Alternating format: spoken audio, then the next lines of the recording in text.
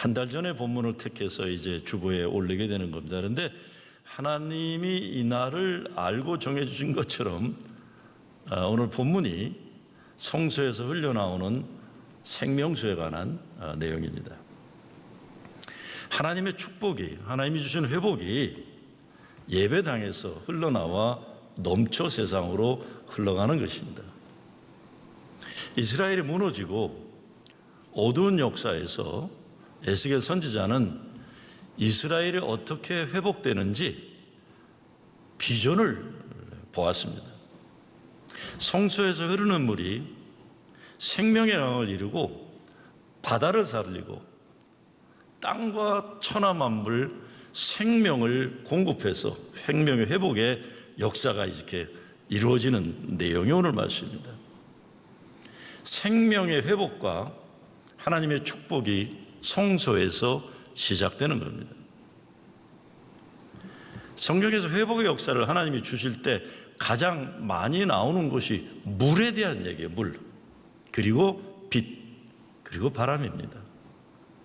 구약 마지막 말라기 4장 2절에 보면 내 이름을 경외하는 너희에게는 공의로운 해가 떠올라서 치료하는 광선을 비추리니 너희가 나가서 외양간에서 나온 송아지같이 뛰리라, 이렇게 말씀했습니다. 에스겔 37장에서는 골짜기에 널려있는 아주 메마른 뼈다귀들 속에 성령의 바람이 불어와서 하나님의 군대를 이뤄서 생명을 이루는 환상을 보게 됩니다. 성전에서부터 물이 흘러나옵니다. 그러다가 그 물이 점점 불어나 발목에 차고 무릎에 차고 허리에 차고 나중에는 헤엄이 칠 만한 그런 많은 물이 넘치게 되었다는 겁니다. 그리고 물이 흐르는 곳마다 땅이 회복되기 시작해서 강가의 나무들이 열매를 맺고 강과 바다에는 물고기들이 넘쳐나게 되는 겁니다. 살아나는 역사가 그냥 회복되는 것만이 아니라 차고 넘치는 역사가 일어나게 되었습니다. 이 살아나고 일어나는 이 역사가 오늘 저와 여러분에게 너무나 간절한 내용들입니다. 코로나는 너무나 많은 것을 무너지게 하고 어렵게 하고 우리를 아프게 했습니다. 뉴욕이 코로나 바이러스의 중심지였다가 이제는 텍사스와 플로리다 등으로 옮겨간 것뿐이지 아직도 코로나는 수많은 사람들을 아프게 하고 죽게 하고 있습니다. 문이 조금씩 열린다 하지만 생업을 무너지게 하고 교회 문이 오래 닫히면서 많은 교회들이 어려움을 겪고 있습니다. 오늘 이 땅에 오늘 말씀처럼 성전에서 생명수가 넘쳐 흘러야만 하는 겁니다. 성전에서 흘러나오는 물이 넘치게 되는 환상을 보여주신 후에 하나님의 사자가 예스겔에게 이렇게 묻습니다. 사람아, 내가 이것을 보았느냐 그랬어요. 이것을 보았느냐, 보라는 겁니다. 귀가 있으면 들어야 되고 눈이 있으면 하나님의 회복의 역사를 보라는 것입니다. 이 말씀을 가만히 생각해 보면 사람들이 보지 못하는 것이지 하나님의 생명의 물은 항상 흐르고 있었다는 것입니다. 제가 15년 전부터 참석하게 된 리딩 에지라는 모임이 있습니다. 몇 번 참석하면서 신기한 것을 발견했는데 많은 모임에 가보게 되면 사람들이 문제 제기는 잘하고 불평불만은 많지만 해결책이 없이 끝날 때가 많아요. 그런데 이 모임에 참석하는 사람들은 같은 문제를 다루면서도 해결책을 제시하는 능력이 탁월한 사람들이 모였어요. 문제를 이야기하지만 문제에 짓눌리거나 그래서 문제 때문에 누구를 비판하고 비난하는 것에 시간 쓰지 않고 어떻게 하면 문제를 해결해낼 수 있을지에 대해 관심을 두는 사람들이에요. 누구를 비판하고 비난하거나 그런 일에 오래 머무르지를 않더라고요. 그 모임의 비용을 제공하는 교인이 계세요. 오랜 동안 시카고에 있는 감리교 신학교, 교회 신학교 이사장, 재단 이상이었던 분인데 중국 경제발전의 과정에서 한동안 중국의 경제담당 부주석, 국가부주석에 자문을 했던 분이에요. 한 10여 년쯤 모임에 와서 아주 짧게 모임의 참석자들에게 한마디 하는데 제게 큰 영향을 준 말이 있습니다. 그분이 이렇게 얘기해요. Making friends with actionable facts. 그래서 making friends with actionable facts. 이 말은 행동으로 옮길 수 있는 사실과 친구하는 훈련을 하라 이런 겁니다. 사실이 아닌 것에 오래 머무르지 말고 사실이라고 해도 행동으로 옮길 수 없는 것에 시간 쓰지 말라는 겁니다. 그러면서 그분이 처음 회사를 시작할 때 자기가 꿈을 말하니까 사람들이 비웃었다고 했어요. 야, 너 이 꼬락서니를 알아야지 무슨 꿈도 좀 현실에 좀 거리가 너무 멀다 이런 거죠. 그런데 예수 믿게 되면서 하나님이 함께 하신다는 믿음의 확신을 가지고 성경에서 제시하는 축복의 원칙을 붙잡고 회사를 일으켜 어마어마한 미국의 기업을 일으킨 분입니다. 목사들에게 도전하기를 자기는 평신도로서 예수 믿고 난 후에 그리고 성경 말씀 붙잡고 살면서 없는 것에서도 있게 하시고 죽은 것도 살리시고 축복하시는데 넘치도록 하시는 하나님 말씀 믿고 살고 사업을 한다고 했어요. 그렇다고 어려운 일 없는 것도 아니고 아프지 않은 것도 아니고 삶의 모든 어려움과 아픔과 시련과 고난이 있지만 믿음으로 살고 사업을 세워갈 뿐이고 이루시는 분은 하나님이시라고 믿는다고 하면서 그런 어마어마한 영적인 자원을 가지고 있는데 어떻게 목사들이 교회 부흥의 소망이 없을 수 있겠느냐 이렇게 도전하는 거예요. 그래도 자기가 답답한 것은 교회 관계 모임에 가끔 참석하면 많은 경우 행동으로 옮길 수 없는 사실도 아닌 것들 가지고 토론하고 고민하고 시간 낭비하는 것을 보게 될 때가 참 많다 이런 거예요. 오늘 에스겔이 본 환상이 그겁니다. 사람들의 눈에는 아무것도 보이지 않지만 하나님은 성소에서 생명의 물을 흘러내려 보내고 계시는 거예요. 성소에서 흐르는 물을 보고 마시고 살아난 사람들은 더 이상 세상 여기저기 다니면서 목말라하지 않는 겁니다. 하나님이 주신 그 물 마셔서 생명의 회복과 죽어가는 것들 살리는 일에 쓰임받게 되는 것입니다. 요한복음에 보면 예수님이 우리에게 샘물과 같은 생명수를 주시고 나중에는 생수의 강을 주신다고 했어요. 나 혼자 넉넉한 생명의 물만이 아니라 세상을 변화시킬 수 있는 생수의 강을 주신다는 약속입니다. 이것이 회복 역사의 비전이에요.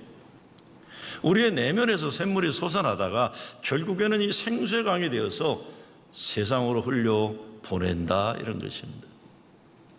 오늘 우리에게도 살아나야 할 그리고 살려야 할 과제가 있습니다. 이를 위해 성소에서 흘러나오는 생명수를 받아야 됩니다. 오늘 말씀에 보면 첫째, 문지방 밑에서 물이 나오고 있어요. 밑에서. 문지방은 사람들이 밟고 다니는 곳이에요. 삶의 현장입니다. 그런데 밑에서 물이 나온다고 하는 것 생각해 보면 때로 우리가 잘 보지 않아서 그렇지 매일 삶의 현장 바닥에서 하나님이 흘려내려 주시는 은혜와 축복이 있는 것입니다. 은혜는 위에서부터 내리지만 생명과 축복은 삶의 현장에서 일어나는 겁니다. 하나님 생명의 것들을 공중의 구름을 바라보거나 먼 산을 바라보는 것이 아니라 내가 디디고 살아가는 삶의 현장 밑에서 지금 흐르고 있는 것을 보는 것입니다. 이게 믿음이에요. 성경에 보면 발로 밟고 지나가는 곳에 축복을 말씀하는 것이 여러 곳 있어요. 우리가 서 있는 그 땅에서 하나님의 생명의 물을 얻어야 하는 겁니다. 복음이 임하는 곳이 삶의 현장이에요. 몸이 아픈 현장에 바로 그 아픔을 통해 생명의 물이 나오는 겁니다. 먹고 사느라 고생하는 그 현장에 생명의 물이 밑에서 흐르고 있는 거예요.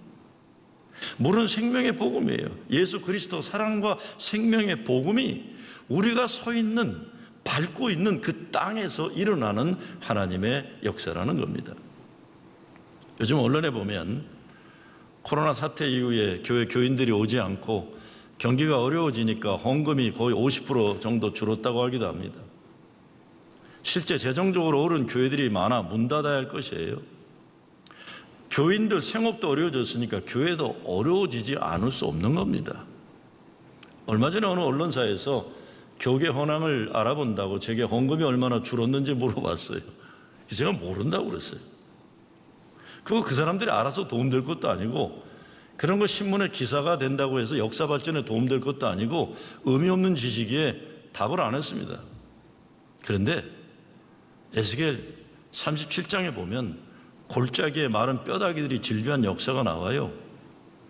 물이 말라서 죽음이 덮여있는 세상이에요. 근데 성령의 바람이 불어와 마른 뼈다귀들이 하나님의 군대가 되잖아요. 오늘 47장에서는 성소의 문지방 밑에서 물이 흘러나와서 세상으로 흘러가는 겁니다. 이 물을 마시는 사람들은 사는 겁니다. 이 물이 흘러가는 것보다 죽은 것이 살아나고, 열매 맺지 못하던 것 열매가 열리고, 이 물을 먹고 자란 나무의 잎사귀를 바르면 아픈 것들이 고침받는 역사가 일어나는 거예요. 문제만 바라보고 생각에 빠지면 문제에 짓눌려 죽습니다. 문지방 밑에 흐르는 생명수를 보고 물을 마셔야만 합니다. 그제 늦은 시간에 한국에서 전화가 왔어요. 박원순 서울시장 죽음에 대해 애통하는 전화예요. 왜 노무현 대통령도 노회찬 의원도 그렇고 박원순 시장도 어찌 그리 떠나냐는 거예요. 저는 한국 정치 직접 관계된 일이 없다 보니까 그런 분들과 개인적으로 만난 적도 없고 친분이 없어요.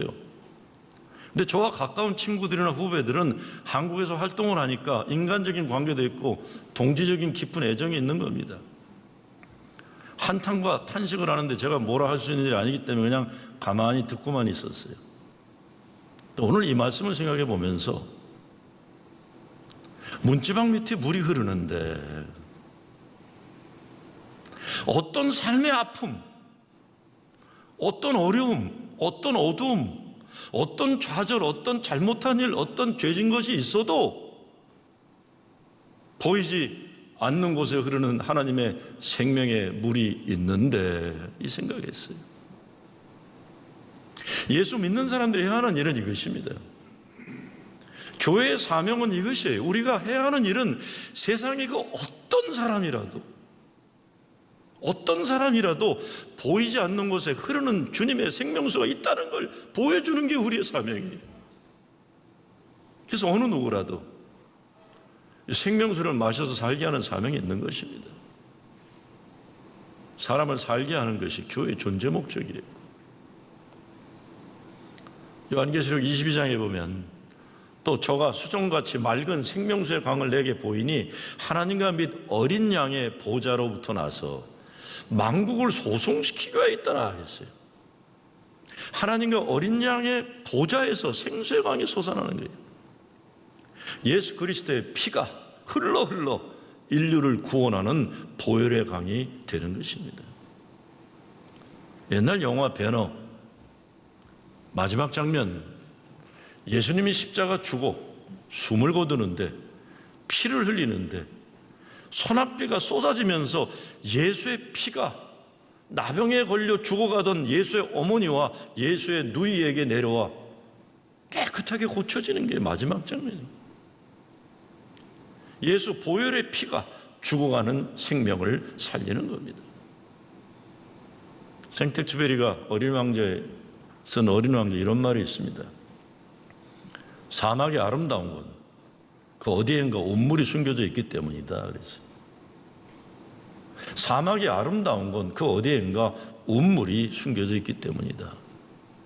물만 있으면 사막도 살만한 곳이 되는 겁니다. 우리가 살면서 하나님이 우리 인생 광야에 숨겨두신 온물 샘터를 보는 눈이 있어야 합니다. 두 번째, 물이 늘어납니다. 조금씩 흘러 넘치는 거예요. 생수의 강이라는 것이 이런 것입니다. 물이 흘러가면서 전진하면서 생명의 물을 공급하는 것, 이것이 성소에서 공급되는 생명수예요. 내 스스로 물을 만들어내지 못합니다. 이것이 예수님이 약속하신 우리 뱃속에 흐르는 생명수예요. 보이지 않지만 뱃속에 흐른다는 것도 중요해요. 내 안에 감추어져 있다는 겁니다. 내 눈에 보이지 않고 내 손으로 마시지 않아도 하나님은 내 안에서 생명에 필요한 것들을 샘물처럼 흐르게 하신다는 것입니다. 이 물이 흘러 앞으로 갑니다. 고여있는 것이 아니라 세상을 향해 흘러갑니다. 사람도 그렇고 교회 선교도 그렇습니다. 운물에 가둬두면 안 되는 거예요. 흘러가야 해요. 앞으로 전진하는 겁니다. 나누는 거죠. 하나님의 축복을 사모하는 사람은 이 비결을 터득해야 하는 겁니다. 나눔을 통해 은혜가 더 커지는, 다른 사람들에게 영향을 줘야 하고 세상을 변화시켜야 합니다. 복음의 생명수가 넘치는 것, 넘쳐서 흘러 전진하는 겁니다. 며칠 전에 뉴욕 연회 긴급 구호대책 선교를 책임지고 있는 목사한테서 연락이 왔어요. 우리 교회에서 하고 있는 급식 나눔 프로그램을 돕고 싶다. 그래서 오는 목요일 날 10시에 만나기로 했습니다. 여러분 잘 아시겠지만 코로나 사태로 인해 예배당 문을 닫고 몇 주를 지내면서 그냥 가만히 있을 수 없다고 교인들이 마스크맨 들었잖아요. 여러분들 요양원에도 갖다 주고 길거리에 있는 사람도 갖다 주고, 그러다가 마스크만이 아니라 길거리에서 일자리를 기다리는 일일 노동자들에게 토요일 오후 주말 먹을 것 준비해서 나누게 됐어요. 우리가 그런 프로그램 해던 것 경험이 있는 것도 아니고, 그러니까 물건을 사와야 하고 담아야 하고 코로나 감염 위험이 있는데 나눠줘야 하고 몸이 힘든 것보다 조심해야 하니 긴장되는 노릇인데 열심히들 하셨어요. 그렇게 2달여 하다가 뉴욕이 생업이 열리게 되는 리오프닝이 되면 그만둘 것을 전제했습니다. 6월 말까지 하겠다. 문제는 토요일 11시 급식 시간인데 1시간 반 전부터 비가 와도 줄 서서 기다리는 사람들이 줄지를 않고 늘어나고, 또 이 동네 사람들은 자기 친구들 거 맡아놔요. 거기다 쇼핑백 걸어놔가지고. 그래서 어제 보니까 뭐 티켓을 주더라고요. 이렇게 거기 이렇게 뭐라도 세치기 못하도록. 저는 사람들이 줄을 늘 서니까 마음에 부담이 돼. 왜? 동네에서 항의하지 않을까. 여러분 제 생각은 완전히 잘못된 생각이더라고요. 항의하는 사람이 하나도 없어요. 처음에는 누가 올까 생각했어요. 근데 매주 늘어나요. 그래서 계속해야 하니까 지속적으로 채소나 음식을 공급받을 수 있는 걸 찾기로 수소문하고 있는 중이었어요. 뉴욕 시당국에 연락을 해보니까 최소한 6개월은 급식 프로그램을 지속해야 하고 그 이후에 신청할 수 있는 자격이 지원자가 되어 있어요. 대책이 잘 서지 않는 상황이었는데 김성찬 감리사님이 연애 선교 담당자 연락을 하던 중에 이 사람이 자기가 퀸즈에서 태어나 자라났다고 하면서 이 동네에 정부의 지원이 없이 교인들 헌금으로 급식 프로그램을 몇 달 했다는 것에 마음이 통했다고 저한테 연락이 왔어요. 돕고 싶다. 제가 전화를 끝내고 깨달은 것은 오늘 본문 말씀처럼 생명의 물이 고여 있으면 그냥 고여 있는데 흐르기 시작하면 흘러 문지방을 넘어 세상으로 흘러가는 겁니다. 우리 교회는 교회 급식 프로그램 경험이 없어요. 우리 먹기도 바빴어요. 세상이 어려워지니까 뭐라도 돕고 싶어 하는데 마음으로 교인들이 헌신하고 헌금하시고 3달이 지났더니 우리가 부족한 것을 도울 수 있는 사람들이 나타나고 길이 열리는 것입니다. 물론 이번 주 만나봐야 되지만 물이 고이면 그냥 썩는데 흘러 사람을 살리고자 하니까 샘물이 강물이 될 수 있는 것입니다. 그런데요, 목요일에 선교 담당자와 전화를 했는데 금요일에 뉴욕시 급식 프로그램 지원 담당자가 교회에 직접 전화를 했대요. 6개월이 지나야 신청할 수 있는 자격이 주어지는 게 원칙인데 프러싱 제일교회가 도움받는 곳에서 3개월 했다고 하니까 한번 길을 찾아보자고 전화를 직접 해온 거예요. 얼마나 감사해요. 마음이 있고 뜻이 있어 물이 흐르다 보니까 하나님이 돕는 손길을 보내주시는 거예요. 막힌 길도 열어주신다고 저는 믿습니다.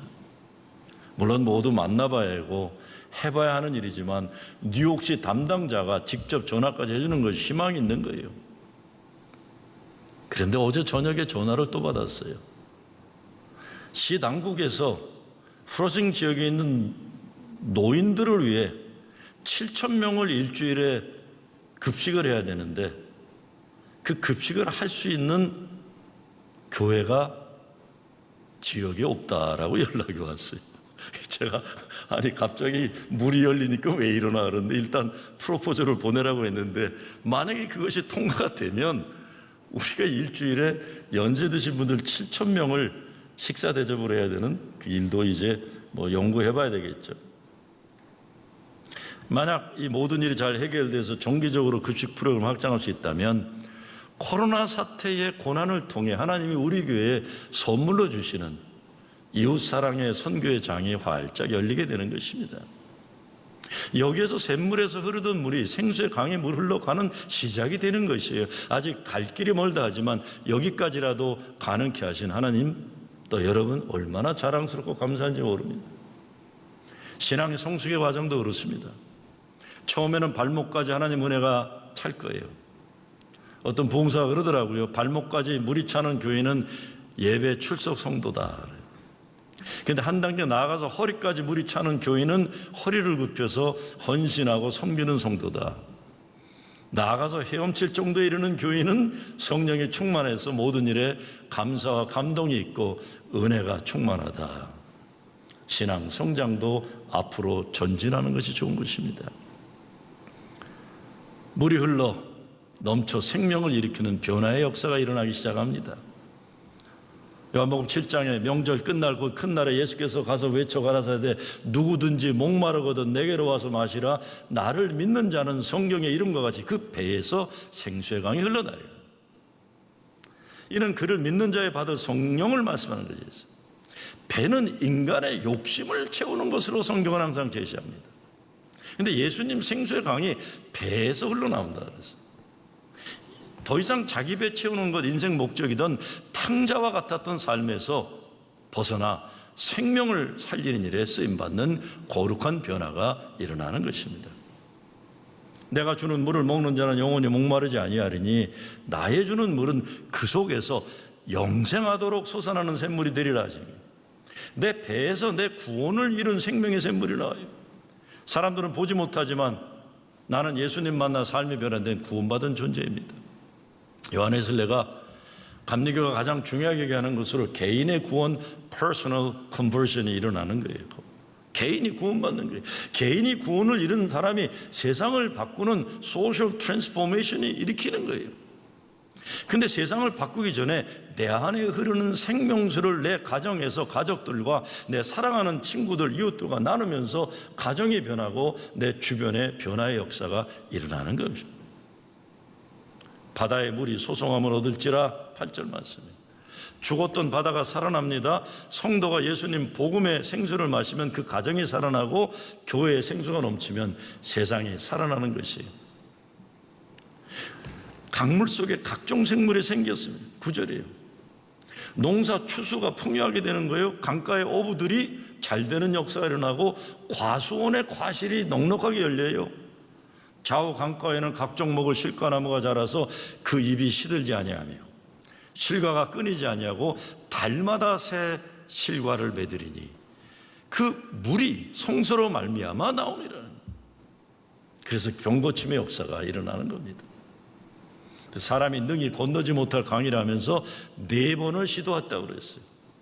되기를 바라기만 하는 삶이 아니라 시도하고 또 시도하는 삶이에요. 인생에 넘어가는 길마다 새롭게 도전을 받아요. 쉽지 않습니다. 그러나 시도하고 또 시도하는 거예요. 중간에 포기하지 말라는 겁니다. 화학의 임계점, 크리티컬 포인트가 있듯이 신앙에도 그렇습니다. 되는 그 마지막 순간까지 기도하고 헌신하고 채워줘야 되는 순간이 있는 겁니다. 포기하면 안 되죠. 오늘 예배당에 열려서 여러분 이렇게 우리 교회 소수만 모여서 대면 예배를 들을 수 있지만 온라인으로 가정에서 예배를 드리고 그러지만 모두 거룩한 성수에서 흘러나오는 생명을 갈망하고 있는 겁니다. 프로징 제일교회 교인들에게는 여기 이 예배당이 생수가 흐르는 성소입니다. 보이지는 않아도 여기에서 여러분의 가정으로 생수가 흘러가고 세상으로 흘러가서 생명이 회복되고 하나님 은혜와 축복이 넘치게 될 것입니다. 예루살렘을 사랑하는 자 하나님 형통케 하신다고 하셨습니다. 성소의 문지방에서 물이 흐르는 것처럼 교회를 사랑하는 여러분 하나님 분명히 형통케 하실 것입니다. 예배 가운데 성소에서 흐르는 생명수가 여러분의 가정에서 넘쳐 흘러갈 것입니다. 이 생명 회복과 형통의 역사가 여러분 가정에 차고 넘치기를 주의 이름으로 축원합니다.